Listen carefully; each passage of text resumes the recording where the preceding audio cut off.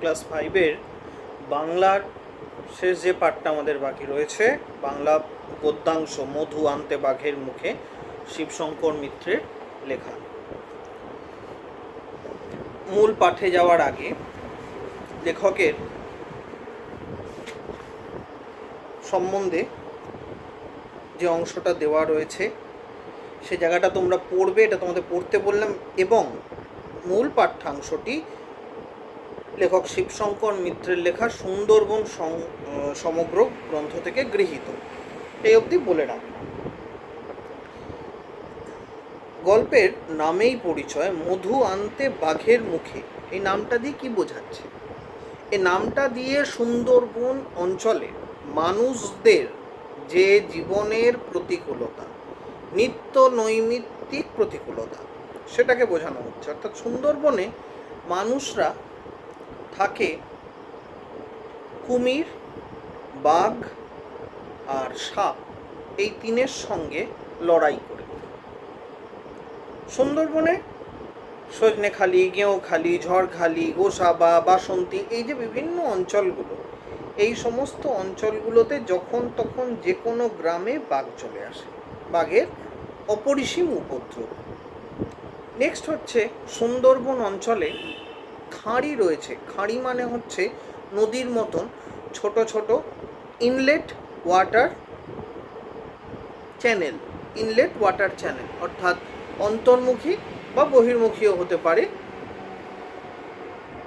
সমুদ্র থেকে নদীর দিকে বা নদী থেকে সমুদ্রের দিকে একটা সরু সরু চ্যানেল। তোমরা দেখবে পশ্চিমবঙ্গের ম্যাপটা একদম যেখানে নিচে গিয়ে সমুদ্রে মিশছে, সেই জায়গায় অসংখ্য রকম ছোটো ছোটো গুড়ি গুড়ি মতন চিহ্ন দেওয়া এবং তার ফাঁক দিয়ে জলের রেখা। ওই অঞ্চলগুলো হচ্ছে বিভিন্ন সবাই বাসন্তী, গোসাবা ইত্যাদি ইত্যাদি অঞ্চল। এবং সাপ, কুমির আর সাপ, এই নিয়ে তাদের জীবন কাটে। এক প্রাকৃতিক ভয়ঙ্কর প্রতিকূল অবস্থার মধ্যে তাদের জীবন অতিবাহিত হয়। এবং এখানে আমাদের পাঠ্যাংশে যাদের কথা বলা হয়েছে, ধনাই, আরজান, কফিল, এরাও কিন্তু সেই প্রতিকূলতারই একটা অংশ, তারা প্রতিকূলতার ব্যতিক্রম নয়।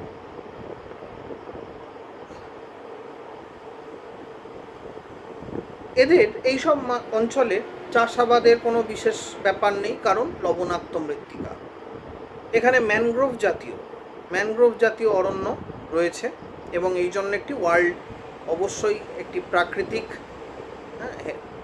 ঐতিহ্যশালী বা ন্যাচারাল হেরিটেজ প্লেস অবশ্যই কনজারভেশন করা হচ্ছে। যে জায়গাটিকে হচ্ছিল, যদিও 1 সাল না 9 সালের লাস্ট আয়লা হয়েছিল এবং এবছরের আমপানে সব ধুয়ে মুছে সাফ করে দিয়েছে। কত ম্যানগ্রোভ যে ধ্বংস হয়ে গেছে তার কোনো ইয়ত্তা নেই। তো এখানকার অঞ্চলের মানুষদের প্রধান জীবিকাই হচ্ছে একটা, যে এরা ইয়েতে যায়, ওই জঙ্গলের মধ্যে যায় প্রাণের ঝুঁকি নিয়ে, এবং সেখানে গিয়ে তারা মৌচাক কাটে, মধু সংগ্রহ করে, মোম জোগাড় করে এবং শুকনো পাতা, ডালপালা, এই সমস্ত কিছু তারা সংগ্রহ করে তারা জীবিকা নির্বাহ করে, বেচে সেগুলোকে বিক্রি করে। এবং আমাদের পাঠ্যে কিন্তু যে তিনজন চরিত্র, ধনাই, আরজান এবং কফিল, এরা তিনজন কিন্তু সেই একই জীবিকার সঙ্গে যুক্ত। তাই বনে যাওয়ার কথায় আরজান এক পা, অর্থাৎ আরজান এক পায়ে খাড়া। পেট পুড়ে নাস্তা খেয়ে, জল খাবার খেয়ে বনে মধু কাটার জন্য, তো বনে গিয়ে মধু কাটতে হবে, তার জন্য তৈরি হলো ধনাই, আরজান এবং কফিল। মধু কাটতে 3 জন লোক চাই। একজন চট মুড়ি দিয়ে গাছে উঠে কাস্তে দিয়ে চাক কাটে, গায়ে তারা সর্ষের তেল ফেল ইত্যাদি মেখে নেয় এবং চট মুড়ি দিয়ে কাস্তে দিয়ে চাক কাটে। আরেকজন লম্বা কাঁচা বাঁশের মাথায় মশাল জেলে। আচ্ছা, কাঁচা বাঁশ কেন? কারণ পাকা বাঁশ হলে পরে বাঁশটা পুড়ে যাবে, কিন্তু কাঁচা বাঁশ হলে কি হবে, একটা জায়গা পুড়বে, যেহেতু কাঁচা অনেকক্ষণ ধরে পুড়বে, ধোঁয়া হবে বেশি, আগুন হবে কম। পাকা বাঁশ হলে কি হবে, দাউ দাউ করে আগুন জ্বলে উঠবে, কিন্তু বেশি আগুন হলে হবে না। কারণ মৌচাক যদি পুড়ে যায়, সেখানে যদি পোড়া গন্ধটা ঢুকে যায়, কোনো রান্না দেখবে বাড়িতে যদি তলা দিয়ে পোড়া লেগে যায়, তাহলে ওই যে পোড়া গন্ধটা খাবারের মধ্যে চলে এলে সেটা তখন আর ভালো লাগে না। একজন লম্বা কাঁচা বাঁশের মাথায় মশাল জেলে ধোঁয়া দিয়ে মৌমাছি তাড়ায়। আর তৃতীয় জন একটা বড় ধামা হাতে, ধামা হচ্ছে বেত দিয়ে বোনা বড় ঝুড়ি, বেতের বোনা ধামাকুলো চাকের নিচে দাঁড়ায়, যাতে চাক কাটা শুরু হলে সেগুলি মাটিতে না পড়ে ধামার মধ্যে পড়ে। কারণ চাক কাটা হবে কীরকম, চাক তো একবারে পুরোটা কাটা হয় না, চাক কাটা হয় কিভাবে না, পিস বাই পিস স্লাইস করে করে চাক কাটা হয়। কিন্তু যে সে মৌচাক কাটতে পারে না, কারণ নষ্ট হয়ে যেতে পারে তাতে। লোকে বলে মন্ত্র জানা চাই, মন্ত্র দিয়ে মৌমাছিকে ভুল পথে চালিত করতে হয়। তা না হলে একবার শত্রুর খোঁজ পেলে লক্ষ লক্ষ মৌমাছি ছেঁকে ধরে তাকে কামড়ে শেষ করে দেবে। এটাই স্বাভাবিক কথা। তাদের বাসস্থান থেকে তুমি তাদেরকে হাঁটিয়ে তার চাক ভাঙছো, তো সে ছেড়ে কথা বলবে? ধনাই মন্ত্র জানে, সে নিজে তাই বলে। মন্ত্রতন্ত্র এসব কিছু নেই চাক কাটার পিছনে, পুরোটাই কৌশল। বিজ্ঞান অবশ্যই কৌশল, কিন্তু লোকে তা বিশ্বাস করে না। তারা ভাবে ধনাই মামু গোয়ার, ধনাই গ্রাম সম্পর্কে হয়তো মামা, তাই গোয়ার তুমি করে মধু কাটে। অর্থাৎ তার মধু কাটার মূলে রয়েছে তার জেদ, একগুঁয়েমি। দলের সঙ্গে একটা কলসও থাকে, একটা করে চাক কাটা হলে মধু ঝেড়ে ঝেড়ে তাতে বোঝাই করা হয়, কলসিটার মধ্যে মধু বোঝাই করা হয়। মধুর চাক খুঁজতে খুঁজতে গভীর বনে কোথায় গিয়ে হাজির হতে হবে তার কোনো ঠিকানা নেই, কোথায় যে গিয়ে থামতে হবে আলটিমেটলি। শীতের শেষে, অর্থাৎ বসন্তকাল আসছে বা বসন্তকাল এসছে, সুন্দরবনের নানা গাছে ফুল ধরেছে। এই জায়গাটা খুব দরকারি, হ্যাঁ। গড়ান গাছের ছোট ছোট ফুল, হলদে রং, গড়ান গাছে ফুল ধরেছে, ছোট ছোট হলদে রঙের ফুল। সকাল থেকে ফুলের গন্ধে, হলুদ রঙে আর মৌমাছির গুঞ্জনে বন মেতে উঠেছে। ঝিরঝিরে বসন্তের হাওয়ায় ওদের তিনজনের মনে স্ফূর্তি আর ধরে না, মনে ভীষণ আনন্দ, আনন্দের আর শেষ নেই। ডিঙি করে অনেক দূর বনের ভিতর গিয়ে তিনজন ডাঙায় উঠেছে। ডিঙি নৌকো করে, ডিঙি নৌকো হচ্ছে সরু লম্বা এক ধরনের নৌকো। এই নৌকোয় করে এরাই খাঁড়ি পথে যাতায়াত করে।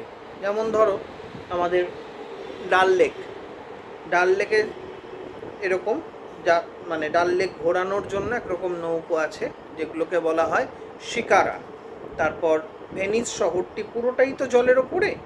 ভেনিস শহরে ভাসমান শহর বলাই হয় জন্য এক জায়গা থেকে আরেক জায়গায় যেতে গেলে যে নৌকোর ব্যবহার বা নৌকো ব্যবহার করে যেতে হয় সেগুলোকে বলে গন্ডোলা। এরকম ঝিরঝিরে বসন্তের হাওয়া কোন দিক থেকে বয়? দক্ষিণ দিক থেকে বয়। ওদের তিনজনের মনে স্ফূর্তি আর ধরে না। তাহলে এটা একটা প্রশ্ন হয়ে গেল কাল দিয়ে, তিনজনের মনে স্ফূর্তি আর ধরে না। তিনজন কে কে?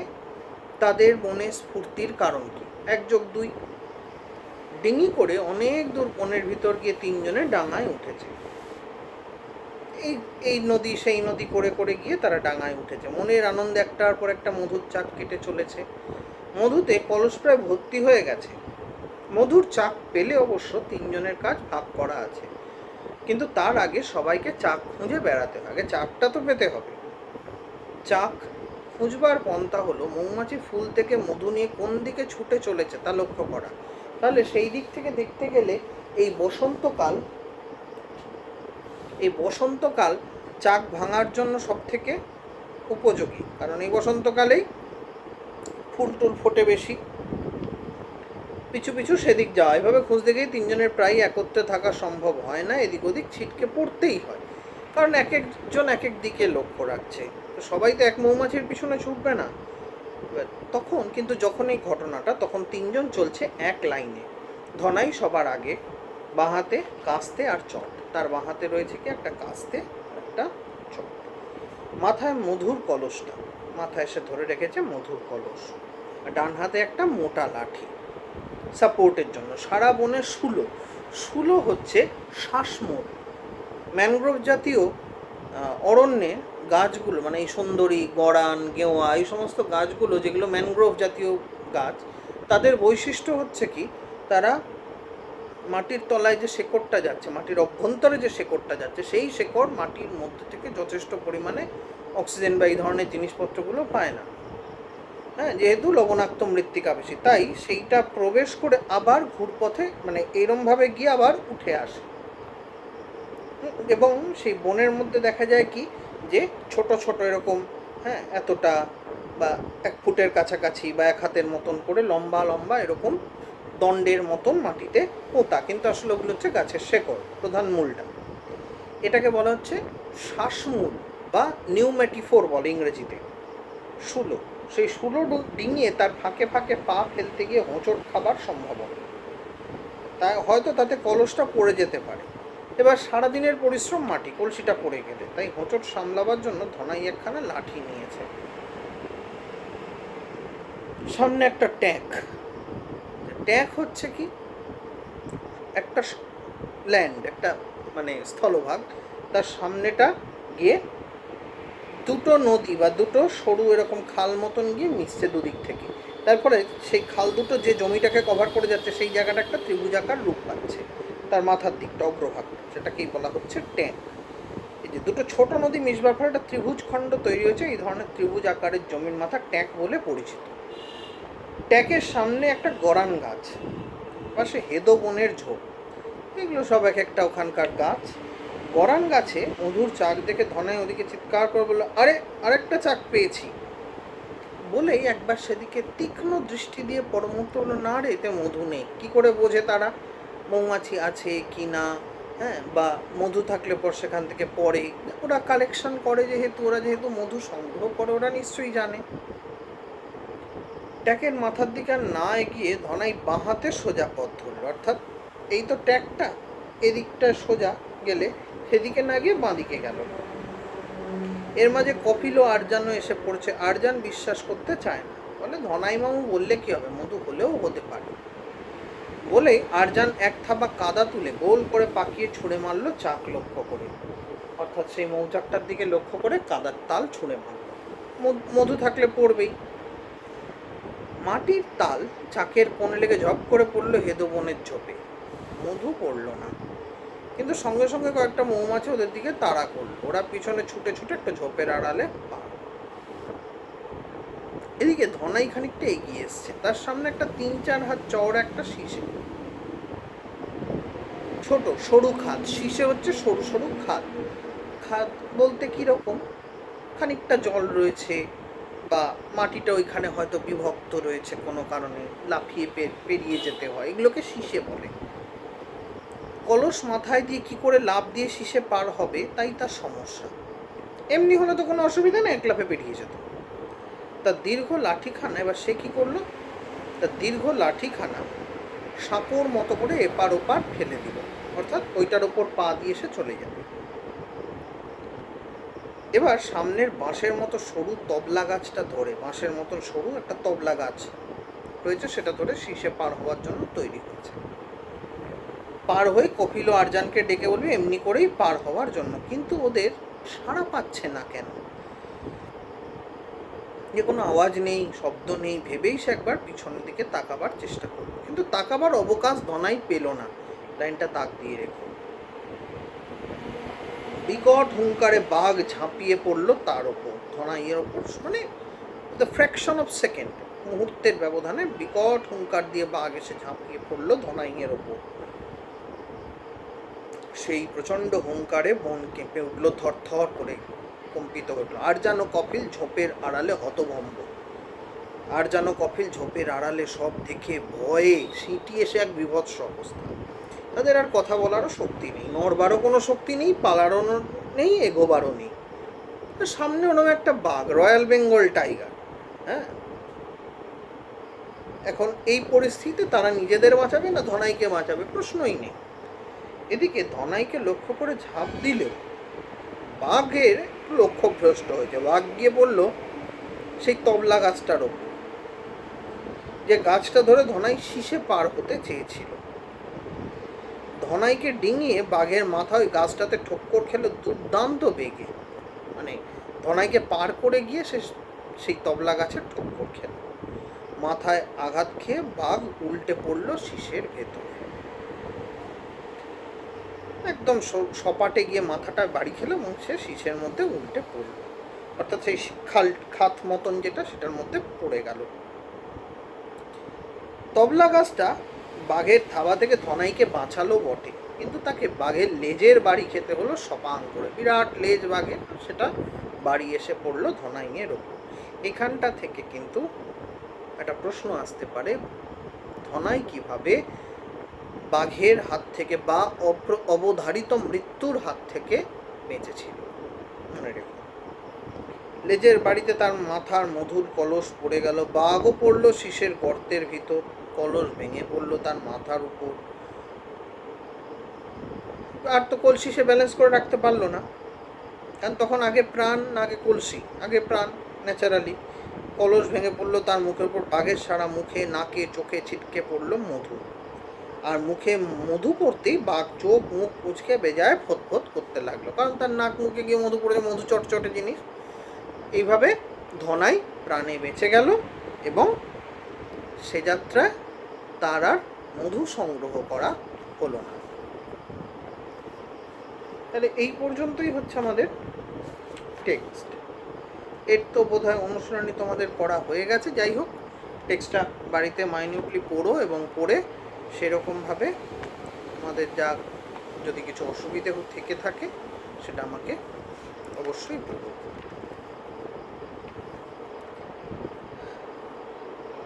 আজকে আমরা ইংলিশ সেকেন্ড পেপারের একটা যে টেক্সট বাকি রয়েছে সেই টেক্সটটাও একটু আলোচনা করে, অল্প করে, বেশিক্ষণ সময়ের ব্যাপার নেই, হয়ে যাবে। তাহলে পরে তোমরা এক্সারসাইজগুলো কাজ করতে পারবে। মাই এল্ডার ব্রাদার, এটা হচ্ছে ইউনিট 4, ইউনিট 4-এর লাস্ট টেক্সট। মাই এল্ডার ব্রাদার, বড়ে ভাই সাহেব মূল গল্পটার নাম, এবং সেই গল্পটা লিখেছেন হচ্ছে মুন্সি প্রেমচাঁদ, ঠিক আছে, যাকে হিন্দি ভাষার বঙ্কিম বলে তিনি পরিচিত। This is a story by Premchand titled Bade Bhai সাহেব। The story shows the experience is as important as hard work. অভিজ্ঞতার প্রয়োজন, hard work, hard labour brings Fortune, এটা তো একদম সত্যি কথাই, কিন্তু তার সঙ্গে যেটা প্রয়োজন সেটা হচ্ছে এক্সপিরিয়েন্স, অর্থাৎ অভিজ্ঞতা। যে দুটো চরিত্র এখানে আমাদের রয়েছে, একটা হচ্ছে মুন্না এবং একটা ভাইয়া, এই দুটো চরিত্রের মধ্যে কত কিছু তফাৎ রয়েছে, কত জায়গায় তাদের বৈপরীত্য রয়েছে, সেগুলোই কিন্তু এখানে গুরুত্ব লাভ করছে। দুজনেই থেকে পড়ে কোথাও একটা হোস্টেলে, এ হোস্টেল রুম, টু ব্রাদার্স, দুই ভাই, তারা বসে রয়েছে কোথায় না একটা হোস্টেল রুমে। এজেড 9 and 14 ইয়ার্স, 9 বছর 14 বছর বয়স, এগুলো কিন্তু এমসিকিউ এর সমস্ত প্রশ্ন।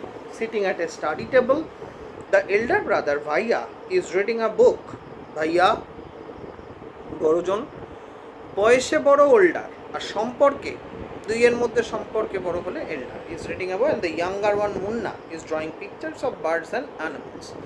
মুন্না সে পাখি, ফুল, জীব জন্তু, গাছপালা এইসবের ছবি এঁকে যাচ্ছে মনের আনন্দে। What are you doing Munna? I am drawing. When will you study? Were you in the morning? তুমি সকালবেলায় কোথায় গেছিলে? মুন্না টার্নিং পেল, বড় দাদা এরকম একটা অপ্রত্যাশিত প্রশ্ন করে ফেলেছে, সেই জন্য সে কি হয়ে গেল, তার মুখটা ফ্যাকাশে হয়ে গেল, pale, colourless, turning pale. I was playing ভাইয়া, খেলছিলাম। ভাইয়া, how can you sit with a book for hours together? ভাইয়া, তুমি এরকম ঘন্টার পর ঘন্টা ধরে কীভাবে এক বই নিয়ে বসে থাকতে পারো? দ্যাটস বিকজ দ্যাট ইজ থেকে that's, it's an example of contraction. I want my foundation in education, my base in education. Foundation is the base in education. শিক্ষায় আমার base, foundation, আমার ভিত, to be very strong. It should be very strong, very rigid. If the base is strong, then the building will stand firmly. যদি বেসটা শক্ত থাকে তাহলে বিল্ডিংটা ফার্মলি, রিজিডলি, ইরেক্ট, দাঁড়িয়ে থাকবে। Sometime it takes me 2 years to do 1 year's work. তাই আমার মাঝে মাঝে 1 বছরের কাজ করতে 2 বছর লেগে যায়, তার মানে মাঝে মাঝেই পাস করতে পারে না, ফেল করে যায়।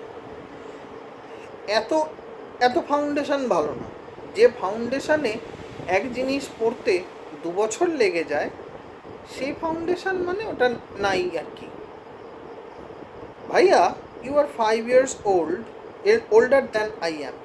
You are 5 years older than I am. Elder নয় কিন্তু এখানে। And 3 classes ahead of me. আর আমার থেকে 3 ক্লাস আগে পড়ো তুমি। I wonder why you keep writing the same. তার মানে সে পরিষ্কার এখানে বললো যে এটা কিভাবে হয়, তুমি আমার থেকে 5 বছরের বড় যখন আমার থেকে 5 ক্লাস ওপরে পড়বে, এটাই স্বাভাবিক। তার মানে অলরেডি দুবার তুমি ডাব্বু খেয়ে গেছো আর কি। আই ওয়ান্ডার, আমি অবাক হয়ে ভাবি, I am amazed really, why you keep writing the same word 20 times। একই শব্দ কেন তুমি 20 বার করে লেখো? One sentence more than 20 times। একটা সেন্টেন্স, একটা বাক্য তুমি 20 বারেরও বেশি লেখেন। Copy poem several Times. এবং কবিতাগুলোকে কপি করো, বসে বসে ইন বিউটিফুল লেটার, সুন্দর হস্তাক্ষরে। তো কী লাভ?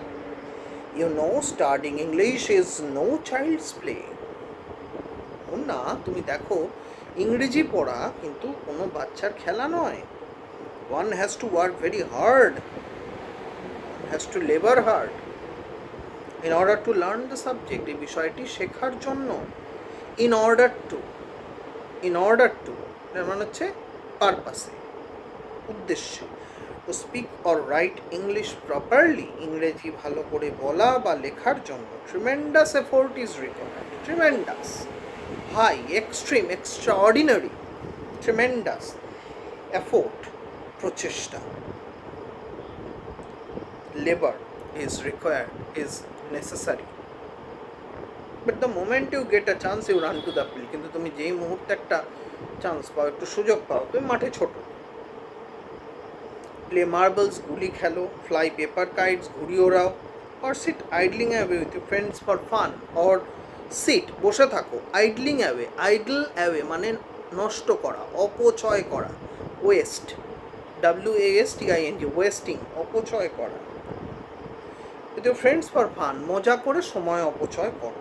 can't you sit down and study? তুমি কি বসে একটু পড়তে পারো না? ও ভাইয়া, there is a big মেলা, a fair, a festival in the village today. should we go? আমরা যাব?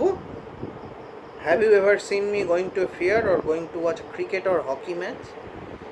ও না, তুমি কি কখনো আমায় দেখেছো এরকম মেলায় যেতে, একটা ফেয়ার ফেস্টিভ্যালে যেতে, or going to watch cricket or football match or hockey match or whatsoever, এরকম খেলাধুলা দেখতে? I don't go near them. I don't go, it's a negative contraction. Don't go near them. I prefer to study a book, আমি ভালোবাসি বই পড়তে। I don't mind repeating a class for more than 2 years। I don't mind, it bothers least. আমার এতে কিচ্ছু যায় আসে না রিপিটিং এ ক্লাস, একটা ক্লাসে রিপিট করা ফর মোর দ্যান 2 years, 2 বছরের বেশি সময়। But you might stay in the same class all your life, কিন্তু তুমি তো সারা জীবন তোমার ক্লাসে থেকে যাবে। Do you expect to pass if you waste your time playing all the time? Do you expect to pass? তুমি কি তাহলে প্রত্যাশা করো যে তুমি পাস করবে, তুমি যদি সারাক্ষণ এইভাবে খেলে সময় কাটাও? You are simply wasting, you are simply, casually, you are just wasting away, অপচয় করছো। Fathers hard earned money, hard earned, কষ্টে উপার্জিত, কষ্ট করে উপার্জিত, earned, উপার্জিত, মানি, পয়সা। Nunna starts crying on being scolded, বকাবকি, স্কোল্ডিং হলো, তাকে scolded, chided, CHIDED, chided, and sobbing sounds, এবং তার যে ফোপানোর শব্দ, উইপিং, সবিং সাউন্ডস, ওয়া ওয়া বা বা হু হু, আর হার্ট শোনা গেল। ভাইয়া, কিছুক্ষণ পরে কথা, ভাইয়া, I feel like running away and going back home. মনে হচ্ছে আমি দৌড়ে বাড়ি চলে যাই। Now stop crying, put on a nice smile. Put on অর্থাৎ দেখি, পরিধান করা। মানে একটা হাসি দেখি সুন্দর, look I will make a time table for you to follow. আমি তোমার জন্য একটা টাইম টেবিল, একটা শিডিউল বানিয়ে দেবো। দেখবে এখনকার সমস্ত অনেকে স্কেডিউল বলে উচ্চারণ করে, সব আমেরিকার তল্পি বাহক যারা, কিন্তু কথাটা কোনো দিনই স্কেডিউল ছিল না এবং ভবিষ্যতেও হবে কি না জানি না। শুদ্ধ উচ্চারণ schedule. Get up at dawn, এবার একটা তার বানিয়ে দিয়েছে, টাইম টেবিল বা শিডিউল বানিয়ে দিয়েছে। ভোরবেলায় ওঠা, 6টায় ওঠার থেকে আরম্ভ করে, এবং সেইটার মধ্যে শুধু পড়া পড়া এবং পড়া। এই তো মুন্না এই শিডিউল দেখে বিড়ম্বিত হয়ে ভাইয়াকে জিজ্ঞাসা করলো, but when is the time to play? কিন্তু খেলার সময় কোথায়? Play? What is the need Munna? খেলে কি হবে? Oh I love the green fields. না ভাই, আমি সবুজ মাঠ ভালোবাসি, ground, football ground, cricket ground, the gentle breeze, the smooth breeze, মৃদুমন্দ বাতাস। I want to jump up like a football. আমি চাই ফুটবলের মতন লাফাতে, অর্থাৎ লাফিয়ে বেড়াতে। I like the touch and go and হু টু টু sounds of kabaddi, touch and go এবং কাবাডির যে হু টু টু এই sound, and the hurry and flurry of volleyball. Hurry and flurry of volleyball. Hurry মানে হচ্ছে পেসিং আপ, দৌড়ানো, and flurry of, bumping of, volleyball. Flurry লাফানো, bumping of volleyball pulls me like a magnet, আমাকে চুম্বকের মতন আকর্ষণ করে। As soon as I am on the field I forget everything, আমি যখন মাঠে যাই আমি সব ভুলে যাই। I simply forget everything. Scene 2. The final exams are over and the results are out. Alas, bhaiya, alas, I have failed once again. Munna.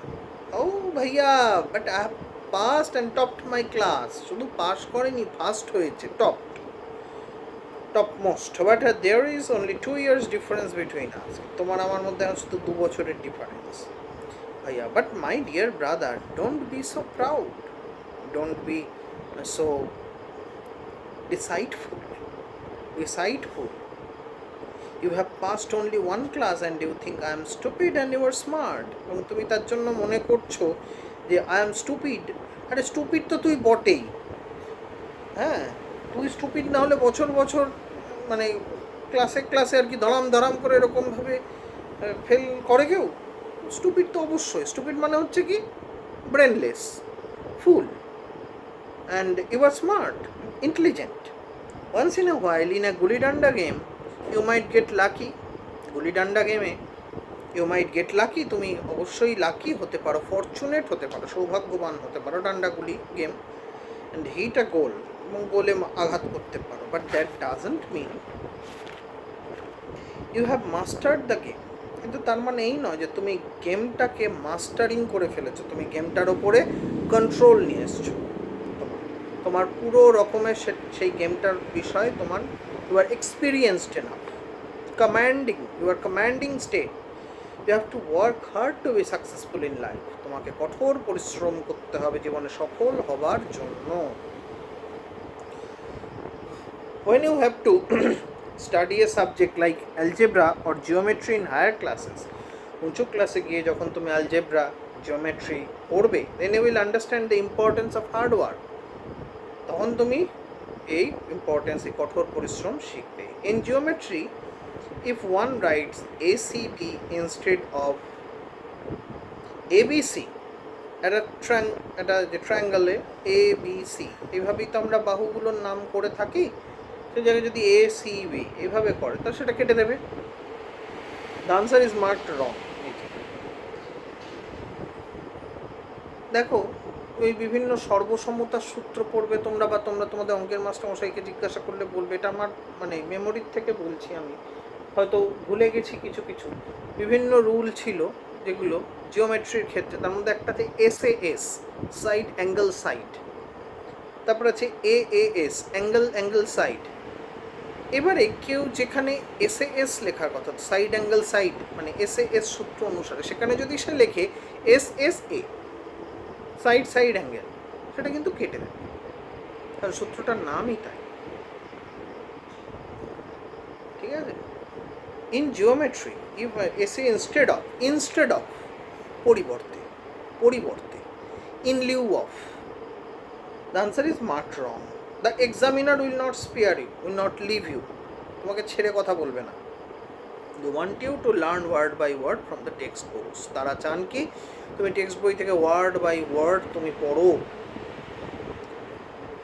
এত কিছু শুনে মুন্নার তো অবস্থা খারাপ। ও ভাই সাহেব, দিস ইজ স্কেয়ারি, সাংঘাতিক। I don't think I want to go to the 9th class now, but I'll still complete my day's homework so that I get no punishment in the class. আমি 9th ক্লাসে যাব না, কিন্তু হ্যাঁ I will still complete my day's work. আমি আমার days work আমি complete করব so that I get no punishment in class, যাতে আমি ক্লাসে কোনো রকমভাবে পানিশড না হই। ভাইয়া, just today we were asked to write write a short essay, একটা ছোট এসে আগে ছিল, এসে লিখতে দেওয়া হতো আমাদের হায়ার সেকেন্ডারিতে, আমরা লিখেছি। তারপর যখন গ্র্যাজুয়েশন করেছি বা মাস্টার ডিগ্রি করেছি, সেই সময়ের কথাগুলো তো আলাদা, ডিফারেন্ট। কিন্তু ইয়েতে 12 ক্লাস আমাদের এসে লিখতে হতো, 20 নম্বর থাকতো একটা ইংলিশ এসে লিখতে। যাই হোক, on the topic of punctuality in 4 pages, 4 পাতায় punctuality, সময়ানুবর্তিতা, the value of time in 4 pages, and imagine, ভেবে দেখো, can something be written on 4 pages, 4 পাতায় কিছু লেখা, and still be short, এবং সেটাও বলছে short, it's also mixed up, খুব গোলমেলে ব্যাপার স্যাপার, মানে সব মিলেমিশে আছে।